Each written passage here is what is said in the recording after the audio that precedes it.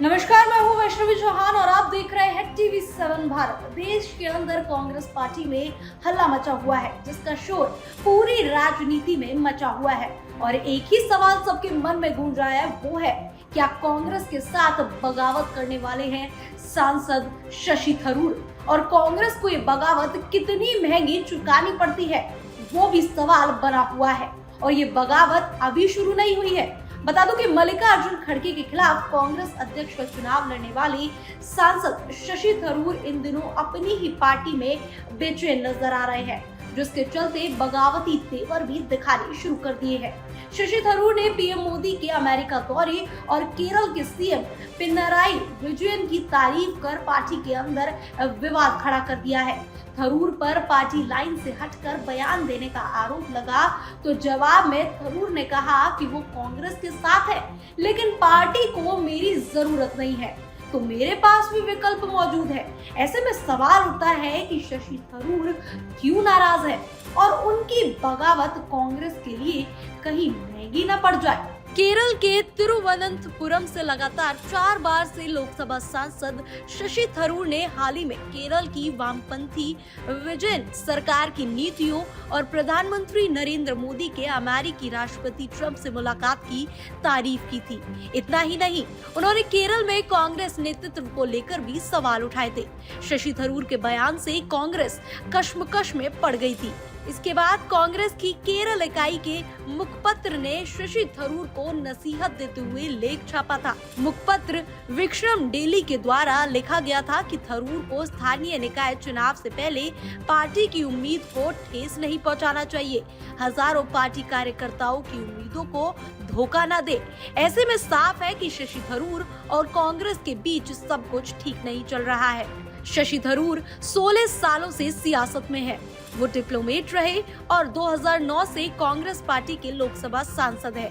थरूर को राजनीति में पूर्व पीएम मनमोहन सिंह लेकर आए थे। मनमोहन सिंह के नेतृत्व वाली यूपीए सरकार के दूसरे कार्यकाल में विदेश राज्य मंत्री और मानव संसाधन राज्य मंत्री का दायित्व संभाला था।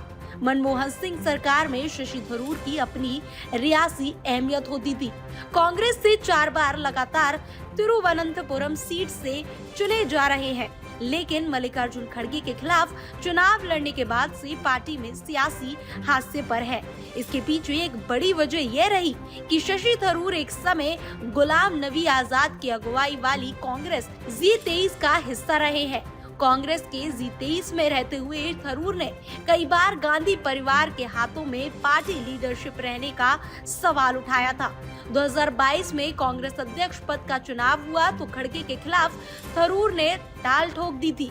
हालांकि कांग्रेस अध्यक्ष पद का चुनाव हारने के बाद शशि थरूर ने खड़गे टीम में काम करने की इच्छा जताई थी, लेकिन गांधी परिवार का विश्वास नहीं जीत सके। इसके चलते पार्टी में खुद को साइडलाइन मानते हैं। कांग्रेस से शशि थरूर यूं ही नाराज नहीं है, बल्कि उसके पीछे कारण भी है। शशि थरूर ने बागी रुख तो अपना रखा है, लेकिन बगावत करने से इनकार नहीं कर रहे हैं। शशि थरूर की केरल के तिरुवनंतपुरम सीट से जीत कर आए हैं। उनकी हिंदू और मुस्लिम दोनों ही वोटों पर पकड़ मानी जाती है। मोदी लहर में लगातार 3 बार थरूर अपनी सीट जीतने में सफल रहे हैं, लेकिन पार्टी में उन्हें बड़ा मुकाम नहीं मिला है। केरल में अगले साल 2026 में विधानसभा चुनाव भी है और पिछले 9 साल से लेफ्ट का कब्जा है। राहुल गांधी के केरल से सांसद रहते हुए भी कांग्रेस राज्य की सत्ता में वापसी नहीं कर सकी। ऐसे में कांग्रेस के लिए अगले साल होने वाला विधानसभा चुनाव काफी अहमियत रखता है। शशि थरूर ने दावा किया कि अन्य कांग्रेस नेता उनके इस विचार का समर्थन करते हैं कि पार्टी की केरल प्रदेश इकाई में नेता नहीं है। उन्होंने स्वतंत्र संगठनों की ओर से किए गए ओपिनियन पोल का हवाला दिया, जिनमें उन्हें राज्य में नेतृत्व के मामले में दूसरों से आगे दिखाया गया था।